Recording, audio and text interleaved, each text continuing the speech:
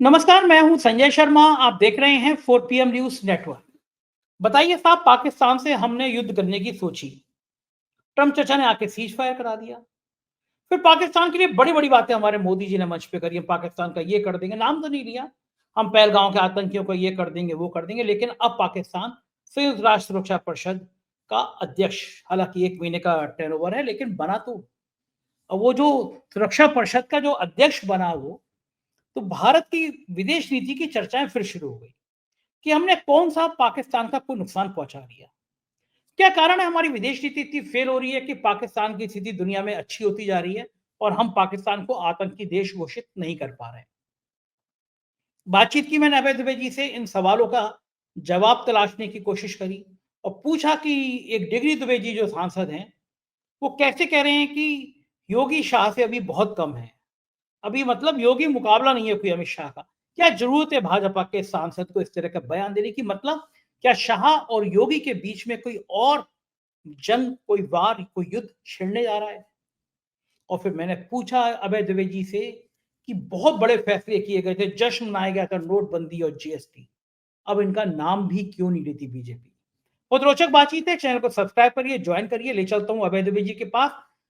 ज़रूर सुनिएगा, ध्यान से सुनिएगा, एक-एक शब्द बड़ा महत्वपूर्ण है आज की चर्चा का। 4 PM न्यूज़ नेटवर्क में स्वागत है आपका अभय द्विवेदी जी। पाकिस्तान हमारा लगभग अघोषित दुश्मन है। अघोषित दुश्मन मैं इसलिए कह रहा हूँ कि अभी तक भारत ने उसको शत्रु देश की सूची में डाला नहीं है। म बा बहुत बड़े-बड़े मंचों पर हम पाकिस्तान के खिलाफ बहुत बड़बोलेपन से बातें करते रहे। ये तय करते रहे कि भई भारत की टीम पाकिस्तान में खेलने नहीं जाएगी, पाकिस्तान की टीम भारत में नहीं खेलेगी। लेकिन जब अमित शाह जी के बेटे का मामला आता है तो दुबई में दोनों मैच खेल लिया करते हैं। जब पहलगाम में हमला हुआ तो बाघा बॉर्डर बंद कर दिया गया। फिर पता नहीं किस खुशी में बाघा बॉर्डर खोल दिया गया। ट्रम्प साहब कह रहे हैं मैंने दोनों का कंप्रोमाइज़ करा दिया। प्रधानमंत्री जी डंके की चोट पे कह नहीं पा रहे हैं, उनको झूठ बोल दिया गया। इस बीच में पाकिस्तान को दुनिया भर का जिस तरह समर्थन मिला है, कई बार हम लोग चर्चा कर चुके हैं, वो भारत के लिए बहुत चिंताजनक है और मैं कहूँगा भारत के लिए लज्जाजनक है। हमारी विदेश नीति का फेलियरनेस है कि हम एक आतंकी देश को ये साबित नहीं कर पा रहे हैं कि वो आतंकी देश है। इस बीच में वो आतंकी देश संयुक्त राष्ट्र सुरक्षा परिषद का अध्यक्ष बनता है, भली वो महीने भर की बात हो, लेकिन 2 बड़े कार्यक्रम आयोजित करेगा। भारत क्यों इतना फ्लॉप हो रहा है? क्या हमारे प्रधानमंत्री जी सिर्फ चुनावी सभा में भाषण देने में मशगूल हैं? विदेश मंत्री की तो बात ही छोड़ दीजिए, वो किसी भी दीन के नहीं है। मैं तो इस भाषा में कहूँगा जो हमारे यहाँ बोली जाती है, क्योंकि इतनी खराब विदेश नीति मैंने अभी तक अपने कार्यकाल पे ने पत्रकारिता के कार्यकाल में नहीं देखी। देखिए, संयुक्त राष्ट्र सुरक्षा परिषद का अध्यक्ष, एक तरफ ट्रम्प साहब उनके आर्मी के चीफ को लंच करा रहे हैं और दूसरी तरफ ये अध्यक्ष बन रहा है। क्या करें हम लोग? सिर्फ भाषणों से खुश हो जाएँ, भाषणों से पेट भर लें? क्यों हो रहा है ये अवैध ये सारा कुछ? देखिए, अगर आप भारत-पाकिस्तान के संबंधों का इतिहास देखें और पाकिस्तान की जो विदेश नीति है, उसका इतिहास देखें, तो आप 2 बातें पाएँगे, जो लगातार जारी हैं और मोदी के ज़माने में वो बातें शिखर पर पहुँची हैं। पहली बात तो ये है कि पाकिस्तान हर मामले में भारत से पीछे है, पीछे ही नहीं, बहुत पीछे है। जैसे कि पाकिस्तान का जो बजट है, भारत का बजट उससे 11 गुना ज़्यादा होता है। भारत की सेना पाकिस्तान से कई गुना, 2 गुनी, 3 गुनी है सेना। तो दोनों का कोई देशों का कोई मुकाबला नहीं है किसी भी तरह का।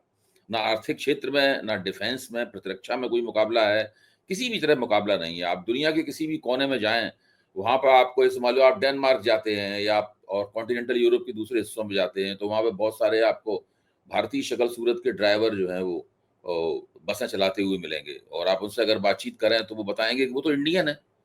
थोड़ी और बातचीत करेंगे तो पता चलेगा कि वो तो पाकिस्तान के हैं, वो लाहौर के हैं या रावलपिंडी के हैं या पाकिस्तान के किसी इलाके के हैं।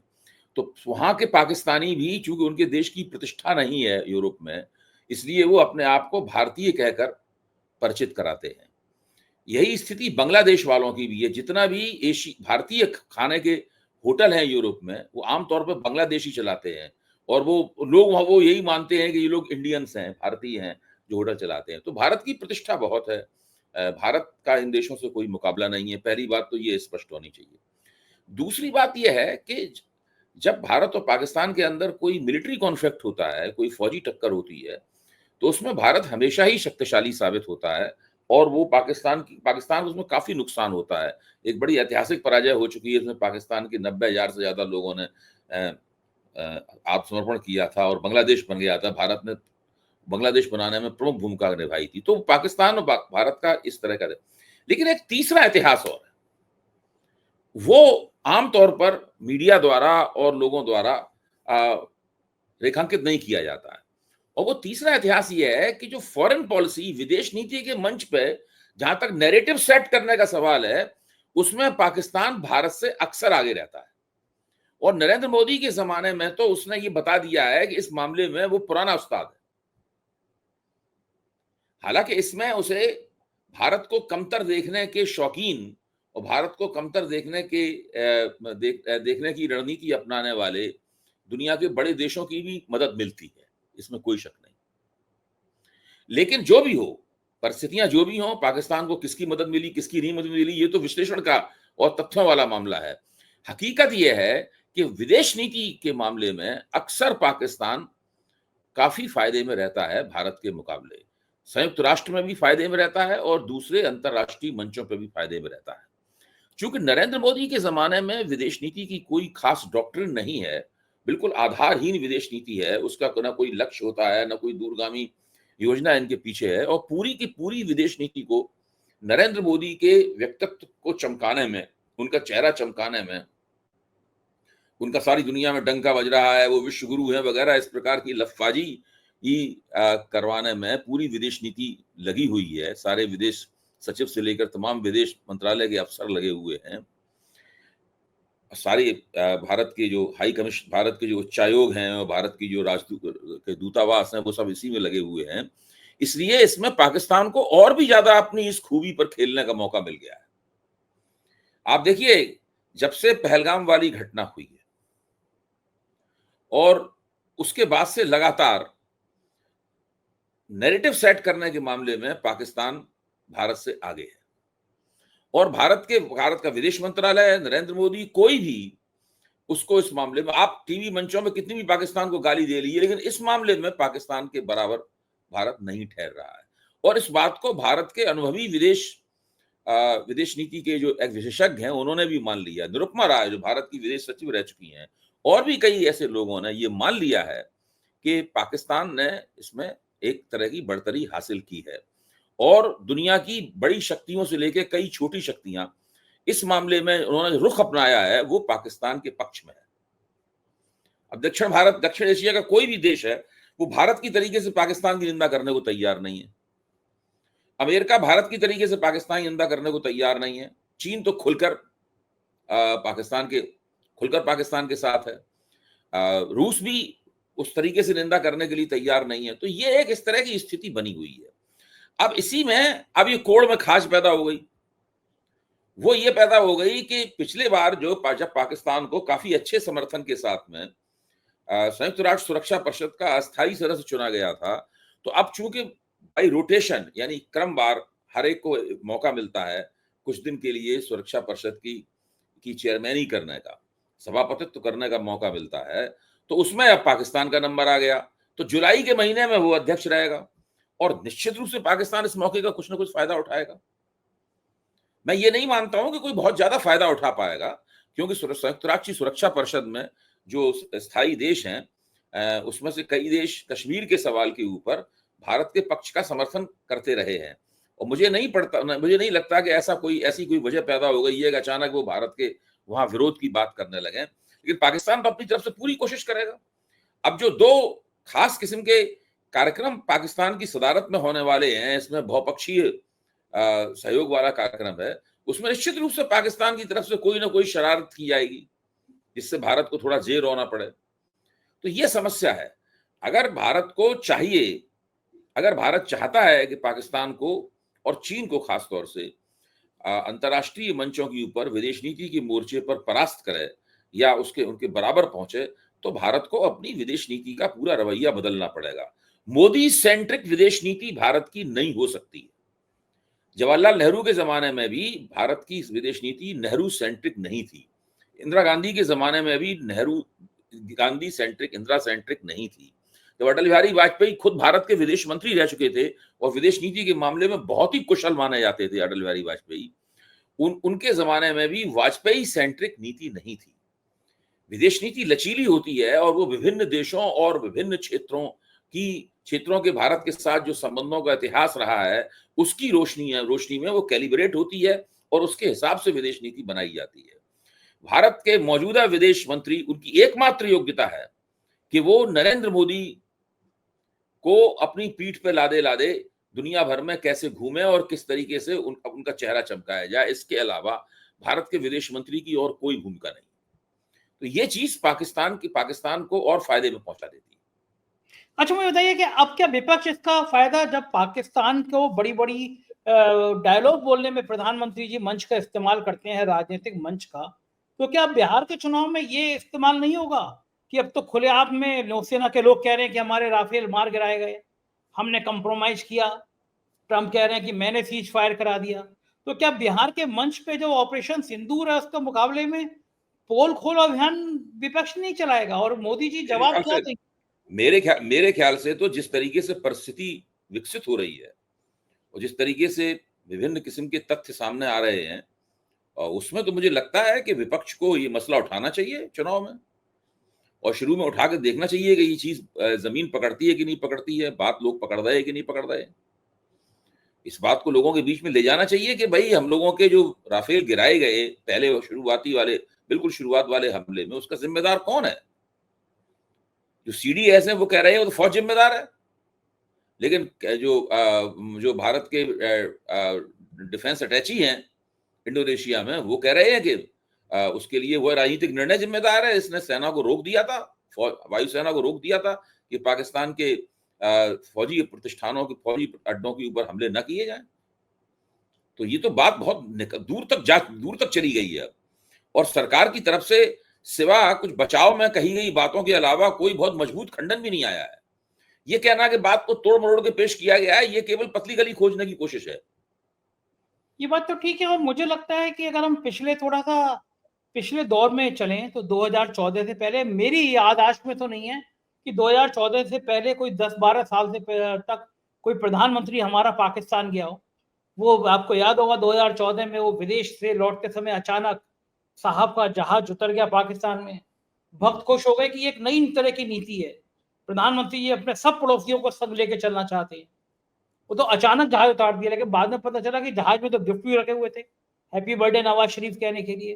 तो गिफ्ट तो जब मैं आपके घर आऊंगा अचानक थोड़ी ना आऊंगा, मैं कह दूं मैं निकल के जा रहा था मोड़ से, अवैध जी आपके घर आ गया चाय पीने के लिए, लेकिन अचानक मुझे हैप्पी बर्थडे का आपको मैं गिफ्ट निकाल के दे दूं। इसका मतलब है मेरी गाड़ी में गिफ्ट रखा हुआ था। अगर हैप्पी बर्थडे नवाज शरीफ का गिफ्ट रखा हुआ था, इसका मतलब कि उस जहाज में गिफ्ट रखा हुआ था। उसके बाद में वो तमाम किस्से की नवाज शरीफ जी की माता जी को तरह तरह के गिफ्ट और बिरयानी, तमाम तब सोशल मीडिया भरी रहती है। प्रधानमंत्री जी ने जो पाकिस्तान को लेकर शुरू से सॉफ्ट टारगेट रखा, जिस तरह हमला हुआ और हमारे आईएसआई के लोगों को हमारे एयरफोर्स के स्टेशन में जाने का पहली बार मौका दे दिया प्रधानमंत्री जी ने। प्रधानमंत्री जी भी ट्रंप साहब की तरह क्या नोबेल पुरस्कार चाहते थे कि पाकिस्तान से शांति बना के हम एक नोबेल पुरस्कार ले लें? इतनी छूट पाकिस्तान को देखिए, यहाँ पर प्रधानमंत्री कर रहे थे अटल बिहारी वाजपेयी से प्रतियोगिता। उस वक्त जब प्रधानमंत्री ने इस प्रकार का ये कार्यक्रम किया था कि अचानक वहां पहुंच गए और नवाज शरीफ के यहाँ और तोहफे दिए उनको, उस वक्त ये बात निकलकर सामने आई थी कि अटल बिहारी वाजपेयी ने काफी प्रयास किया था कि किसी तरीके से पाकिस्तान के साथ भारत के संबंध सुधर जाएं। उसके लिए वो बस चलाई, आप सब लोग जानते हैं उस पूरी कहानी को, मतलब उस कहानी को दोहराने का। तो नरेंद्र मोदी जब अपने शासनकाल की शुरुआती दौर में थे तो उनके दिमाग के ऊपर वो बात बहुत हावी थी। तो उनको लगा कि हमें और भी ज्यादा एक्स्ट्रा ऑर्डिनरी, असाधारण किस्म की पहलकदमी लेते हुए कुछ कदम उठाना चाहिए जिससे लोग अचानक चमत्कृत हो जाएं।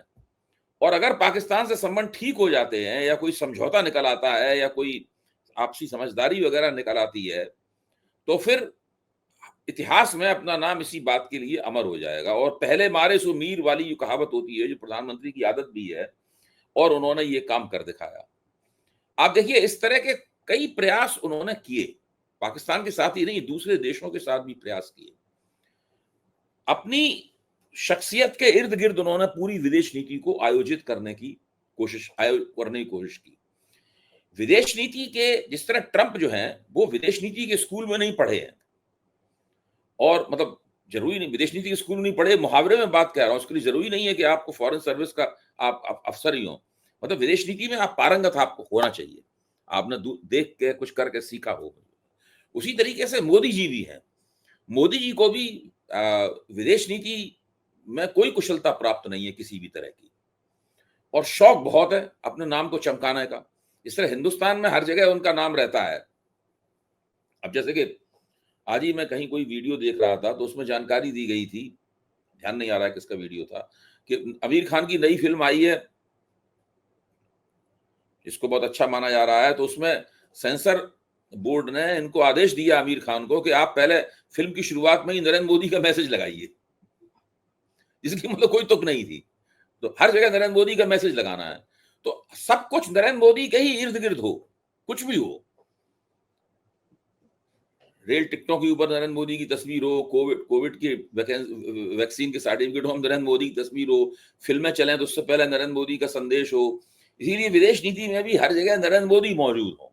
तो ये जो पूरा एक आग्रह है और एक प्रकार की कभी ना खत्म होने वाली भूख है, मतलब व्यक्तिगत प्रचार की और अपने आप को नायक हीरो बना के पेश करने की, उस चीज ने भारतीय विदेश नीति की पूरी तरीके से हवा निकाल दी है, प्राणहीन कर दिया है भारतीय विदेश नीति को। ये यही लग रहा है। और दूसरी तरफ अगर हम घरेलू राजनीति की तरफ लौटें तो जिस तरह हम लोग कुछ दिन पहले जिक्र कर रहे थे कि अमित शाह अचानक यूपी में एक्टिव हुए, पहले वो उत्तर प्रदेश में आए और उन्होंने पुलिस कर्मचारियों को सर्टिफिकेट बांटे, फिर बनारस गए, और अचानक अमित शाह का एक्टिव होना लोगों को चौंका गया, क्योंकि ये कहा जा रहा था कि योगी और अमित शाह के बीच संवादहीनता है, दोनों कंपटीशन थे कि मोदी के बाद कौन, ऐसी पॉलिटिकल गलियारों में चर्चा चल रही थी। लेकिन ये लड़ाई अंदर खाने चल रही थी। लेकिन अब एक सांसद हैं जो मोदी सरकार में मंत्री बनने को बड़ा व्याकुल रहते हैं, वो दुनिया का हर कर्म कर ले रहे हैं, अच्छा बुरा। यहाँ पे मुसलमानों की बुराई करेंगे, मुसलमान के देशों में जाके मुसलमानों की तारीफ करेंगे। नाम है निशिकांत दुबे जी का, इनको लोग डिग्री दुबे भी कहते हैं। तो डिग्री दुबे जी जो है, डिग्री दुबे उनकी तरह तरह की कहानियों को लेकर कहते हैं, कारपोरेट के बड़े करीबी रहते हैं। तो डिग्री दुबे जी ने एक बयान, एक इंटरव्यू में कहा कि योगी शाह से अभी कम है, मतलब कमतर है, उनको कम स्तर कम है उनका, योगी का कोई जरूरत नहीं थी, कोई बयान नहीं देता। तो वो मेरे ख्याल से उनको लगता होगा कि यह बयान देके दो मैसेज हैं, एक बीजेपी के अंदर ये आवाज उठा दें कि अभी योगी की इतनी हैसियत नहीं है कि वो अमित शाह का मुकाबला कर सकें, तो इससे अमित शाह के नंबर बढ़ जाएंगे उनके। दूसरा, लोग कह रहे हैं कि ये मैसेज अमित शाह के एक्टिव होने के बाद दिलाया गया दिल्ली दरबार, क्योंकि निशिकांत दुबे तोते की तरह वही भाषा बोलते हैं जो दिल्ली दरबार चाहता है, जो गुजरात लॉबी चाहती है। तो तोते की तरह उनको बयान दिलाया गया कि अभी योगी जी इतने बड़े नहीं हुए हैं जो अमित शाह का मुकाबला कर सकें। लेकिन इस तरह के निशिकांत दुबे के बयान ने बीजेपी के अंदर फिर से पार्टी में खेमेबंदी तेज कर दी है, फिर से बवाल तेज कर दिया है। तो क्या लग रहा है आपको कि निशिकांत दुबे ने ये बयान कि योगी अभी कम है अमित शाह से अचानक दे दिया होगा? कोई स्ट्रेटजी, कोई रणनीति, क्यों ऐसे कहा गया होगा? क्यों, किस लिए कहा गया होगा? क्या लगता है उत्तर आपको? प्रदेश के मुख्यमंत्री में और केंद्र के गृह मंत्री के बीच में तो किसी किस्म की प्रतियोगिता होनी नहीं चाहिए। हम्म, भाई, उत्तर प्रदेश का मुख्यमंत्री और केंद्र का गृह मंत्री दो बिल्कुल अलग अलग दायरे हैं, बिल्कुल एकदम। हम्म, दोनों के बीच कोई प्रतियोगिता होनी नहीं चाहिए। अगर भारतीय जनता पार्टी के भीतर से इन दोनों को एक दूसरे के मुकाबले रखकर देखा जा रहा है और उससे जुड़े हुए बयान दिए जा रहे हैं और उसके ऊपर खास एक एंगल से, खास राजनीति के तहत उस पर उसको रेखांकित किया जा रहा है, तो इसका तो सीधा मतलब ही यह है कि योगी और अमित शाह के बीच की जो उत्तराधिकार की प्रतियोगिता है वो कहीं बंद नहीं हुई है और जम के वो टकराव जारी है। और निशिकांत दुबे ने अपने आप को अमित शाह के खेमे में अच्छी तरीके से स्थापित कर लिया है। इसका दूसरा मतलब ये हुआ, और इसका तीसरा मतलब ये हुआ कि चूंकि अमित शाह के खेमे में स्थापित कर लिया है, इसका मतलब है नरेंद्र मोदी के खेमे में भी स्थापित कर लिया है। और अब योगी आदित्यनाथ के खिलाफ निशिकांत दुबे का जमकर अमित शाह के खेमे की तरफ से इस्तेमाल होगा, क्योंकि भाई वो भारतीय जनता पार्टी के मोटर माउथ हैं। उन्होंने गिरिराज सिंह को बहुत पीछे छोड़ दिया है। गिरिराज सिंह जी तो आजकल चुप ही रहते हैं, ऐसा तो नहीं है कुछ मुंह का इलाज वगैरह करा रहे हैं अपना, बोलती उनकी आवाज ही नहीं सुनाई पड़ रही है गिरिराज सिंह की। वरना पहले तो टीवी पे हमेशा 10-5 माइक लगे हुए और उसमें बीच में वो साको शाह बोलते हुए वो अपना वक्तव्य देते हुए नजर आते थे, मुसलमान और पाकिस्तान के खिलाफ बोलते थे। यही उनका आप मैंने तो नहीं सुना, मेरे ख्याल 5-6 महीने से मैंने गिरिराज सिंह का कोई वक्तव्य नहीं सुना। ये बड़े ताज्जुब की बात। एकदम गया, एकदम गायब। हाँ, तो वो मुझे लगता है कि गिरिराज सिंह का जो पूरी आभा थी, पूरा आभा मंडल जो है वो निशिकांत दुबे ने हड़प लिया है और वो अब गिरिराज सिंह के उत्तराधिकारी से बन गए हैं। गिरिराज सिंह को एक तरह से रिटायर कर दिया है उन्होंने इस काम के लिए। अब वो और भी बोलेंगे और आप भविष्य में देखिए कुछ योगी जी के खिलाफ उनके और भी वक्तव्य आएंगे। भाई ये कहना भी कितना कितना शोचनीय है, कितना खराब है कि आप दो मुख्यमंत्रियों के बीच कहेंगे फलाना मुख्यमंत्री इस पार्टी के अंदर, पार्टी का व्यक्ति ये कहेगा फलाना मुख्यमंत्री बहुत अच्छा है, वो मुख्यमंत्री इसके मुकाबले का नहीं है। ये काम निशिकांत दुबे का नहीं है। अगर वो ये कह रहे हैं कि गृह मंत्री के मुकाबले उत्तर प्रदेश के मुख्यमंत्री कमतर हैं, तो ये बात ही अब इस बात को कहने के लिए ही उनके खिलाफ संगठनात्मक कार्रवाई हो जानी चाहिए। उनको नोटिस दिया जाना चाहिए कि आपकी मजाल कि आप उत्तर प्रदेश के मुख्यमंत्री को आप गृह मंत्री से कमतर बताएं, खुद गृह मंत्री को इस पर आपत्ति करनी चाहिए। तो क्या लग रहा है खेल होगा क्या बीजेपी के अंदर कौन सी उठक-पटक चल रही है? भाई देखिए, पूरी मुझे तो लगता है कि जो अमित शाह का खेमा है, इसके पीछे निश्चित रूप से नरेंद्र मोदी का भी आशीर्वाद उसे प्राप्त होगा। उनका मन तो यही कहता है कि इनको हटा दिया जाए वहां से, इनको दोबारा वहां पर मठ में अपने भेज दिया जाए, लेकिन ये हटा नहीं पा रहे हैं। दोनों जो उप मुख्यमंत्री हैं ब्रजेश पाठक और मौर्य जी, वो दोनों तो निजी तौर पर सब पत्रकारों से हमेशा यही कहते हैं कि वो हटाया जाएगा, देर जरूर हो रही है, जरूर हटाया जरूर जाएगा। वो कभी नहीं कहते कि नहीं हटाया जाएगा। तो वो तो लड़ाई तो लगातार जारी है। अच्छा, ये इस बीच में आपको लगता है कि अभी भारतीय जनता पार्टी का राष्ट्रीय अध्यक्ष का पेच अभी और फंसेगा? संघ अभी राजी नहीं हो पा रहा, संघ से मामला पट नहीं रहा, खेल चलता रहेगा? देखिए, भारतीय जनता पार्टी की जो प्रदेश इकाइयां हैं, उन प्रदेश इकाइयों में सब कुछ ठीक नहीं है। वहां आपसी काटफांस झंझट बहुत है। सत्ता मिले हुए 10 साल से ऊपर हो चुके हैं। कुछ लोगों ने बहुत माल कमा लिया है, कुछ लोगों को माल कमाने का मौका कम मिला है। मौका सभी को मिला है, लेकिन कुछ लोगों ने कम माल कमाया है, तो वो सोचते हैं कि हम क्यों चूक जाएं इस मामले में, हमें भी मौका मिलना चाहिए। और मौका तब मिलेगा जबकि अभी जब सांगठनिक फेरबदल हो रहा है तो उसमें उनको मौका दिया जाए। अब आप तेलंगाना को देखिए,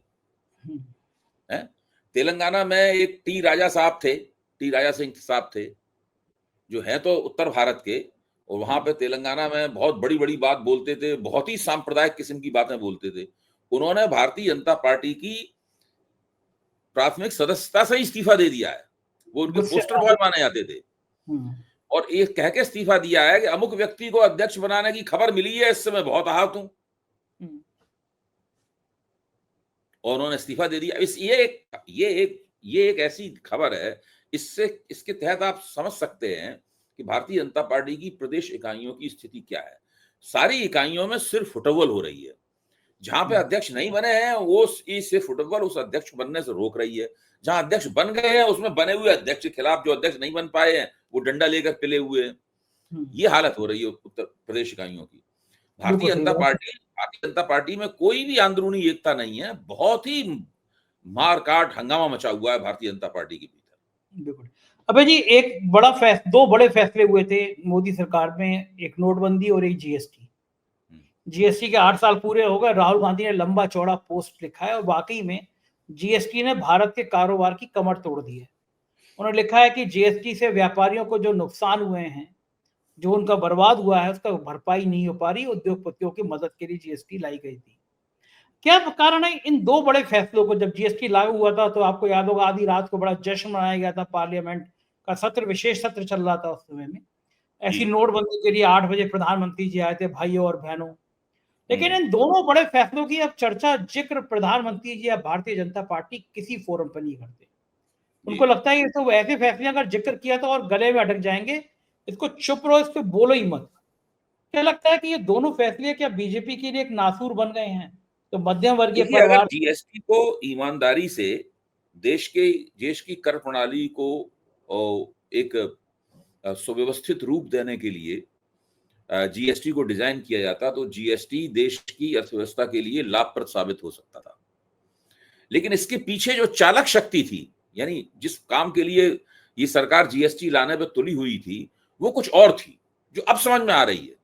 वो चालक शक्ति ये थी कि किस तरीके से सरकार की राजस्व आमदनी बढ़ाई जाए। राजस्व आमदनी बढ़ाना इसलिए जरूरी है क्योंकि आपको लोगों के पास रोजगार है नहीं, सरकार नए रोजगार पैदा करने में असमर्थ है, लोगों की आमदनियों में बढ़ोतरी नहीं हो रही है, जो आमदनियां हैं उसमें कटौती हो रही है, नए रोजगार मिल नहीं रहे हैं, पुराने रोजगार छिन रहे हैं। ऐसी हालत में आपको तरह तरह की घोषित अघोषित सब्सिडियां देनी पड़ेंगी। तो आपको बड़े पैमाने पर रुपया चाहिए, बड़े पैमाने पर आपको संसाधन चाहिए, और उन संसाधनों को प्राप्त करने के 3 साधन सरकार के पास थे। एक साधन यह था कि बहुत जम के पूरे देश में शराब बेची जाए, जबरदस्त रूप से शराब बेची जाए, उसके जरिए तमाम संसाधन प्राप्त किए जाएं। दूसरा यह है कि तेल की सेस इतनी बढ़ाई जाए, पेट्रोल और डीजल की सेस इतनी बढ़ाई जाए कि उससे लगातार आमदनी हो। दुनिया के बाजार में तेल की कीमत कितनी भी गिर जाए, लेकिन यहां पर लगातार कीमत उसकी बढ़ती रहे और सरकार की आमदनी बढ़ती रहे। तीसरा और बिल्कुल एक सिक्काबंद तरीका ये सोचा गया कि जीएसटी लागू किया जाए। इसलिए मोदी सरकार ने भरपूर कोशिश की। जीएसटी को डिजाइन ही इस तरीके से किया गया है कि लोगों की जेब से अधिकतम पैसे निकाले जाए। जब आप लोगों की जेब से पैसा निकाल लेंगे, नहीं जो लोग कर दे सकते हैं जिस हद तक, जब आप पैसे निकाल लेंगे तो जाहिर है आप सरकार को कर दे दिया, अब बाजार में जाकर खरीदें किससे? तो उसकी वजह से जो मार्केट है, मार्केट डाउन होता है, पूरे उद्योग को उससे नुकसान होता है। तो ये तमाम चीजें आपस में जुड़ी हुई हैं। इतना जबरदस्त जीएसटी का रेट अगर हाई बना रहेगा और इस तरह से लोगों से डबल ट्रिपल कर जीएसटी के नाम पर लिया जाएगा, तो निश्चित रूप से भारतीय अर्थव्यवस्था को, बाजार को, उद्योग को उससे नुकसान होगा। वही हो रहा है सामने। राहुल गांधी की आलोचना बिल्कुल ठीक है एकदम। राहुल गांधी शुरू से कहते रहे हैं कि जीएसटी गब्बर सिंह टैक्स है। वास्तव में गब्बर सिंह टैक्स है। गब्बर सिंह जिससे चाहता है उतना वसूल करता है। बिल्कुल ठीक बात है, यही हालात हैं और यही परिस्थितियां हैं। बहुत बहुत शुक्रिया अभय जी, आपने मुझे इतना समय दिया। Thank you. ये थे अभय द्विवेदी जी, पूरी बातचीत सुनी और मुझे यकीन है ये बातचीत आपको पसंद आई होगी। आपका प्यार भरे कमेंट का मुझे इंतजार रहता है, करिएगा जरूर। शुक्रिया, थैंक यू।